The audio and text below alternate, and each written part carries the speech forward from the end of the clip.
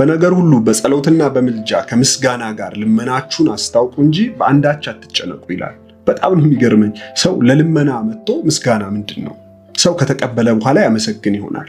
ለልመና ግን ምስጋና ምንድን ነው የሚያደርገው? አዎ መጽሐፍ ግን እንደሱ ነው የሚለው፣ ልመናችሁን ከምስጋና ጋር አቅርቡ። ልመና በኩርፊያ፣ ልመና በለቅሶ፣ ልመና ስላለን የሆነ ነገር ስላደረግን አይደለም የምንቀበለው።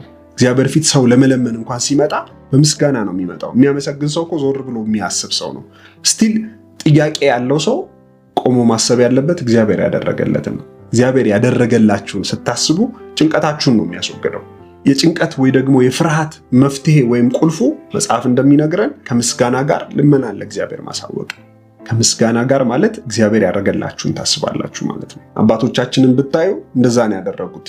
ትልቅ ጦርነታቸውን ድል ያደረጉት ዞር ብለው መንገዳቸውን አስተውለው ነው።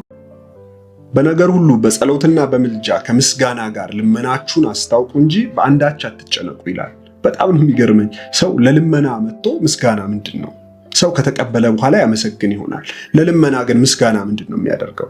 አዎ መጽሐፍ ግን እንደሱ ነው የሚለው፣ ልመናችሁን ከምስጋና ጋር አቅርቡ። ልመና በኩርፊያ፣ ልመና በለቅሶ፣ ልመና ስላለን የሆነ ነገር ስላደረግን አይደለም የምንቀበለው። እግዚአብሔር ፊት ሰው ለመለመን እንኳን ሲመጣ በምስጋና ነው የሚመጣው። የሚያመሰግን ሰው እኮ ዞር ብሎ የሚያስብ ሰው ነው። ስቲል ጥያቄ ያለው ሰው ቆሞ ማሰብ ያለበት እግዚአብሔር ያደረገለትን ነው። እግዚአብሔር ያደረገላችሁን ስታስቡ ጭንቀታችሁን ነው የሚያስወግደው። የጭንቀት ወይ ደግሞ የፍርሃት መፍትሄ ወይም ቁልፉ መጽሐፍ እንደሚነግረን ከምስጋና ጋር ልመናን ለእግዚአብሔር ማሳወቅ። ከምስጋና ጋር ማለት እግዚአብሔር ያደረገላችሁን ታስባላችሁ ማለት ነው። አባቶቻችንን ብታዩ እንደዛ ነው ያደረጉት። ትልቅ ጦርነታቸውን ድል ያደረጉት ዞር ብለው መንገዳቸውን አስተውለው ነው።